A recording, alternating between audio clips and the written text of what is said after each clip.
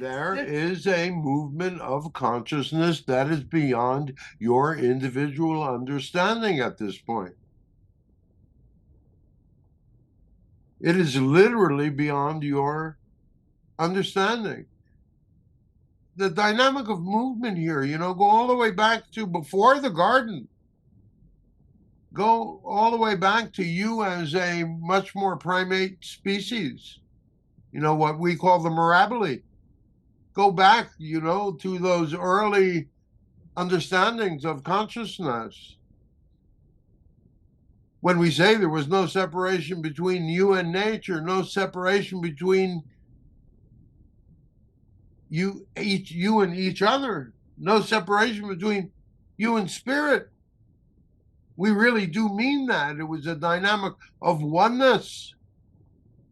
And all of the physical things that you did within the dynamic of your reality was seemingly paradise. But it was the childhood of the species, with all of the primal dynamics that went along with that.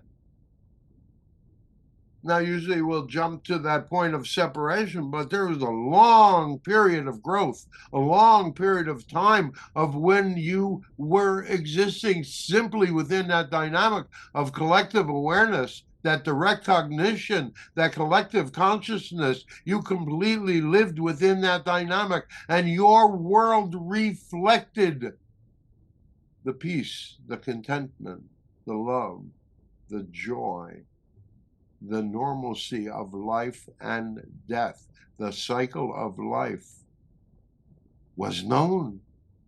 There was no fear. There was only knowing. And you know that from that dynamic of that collective awareness, the next stage in consciousness, the next stage in movement was moving to the dynamic of individuation. You've done it for so many thousands of years, dear ones. So many thousands of years you have been moving through that dynamic of individuation and went through tribalism.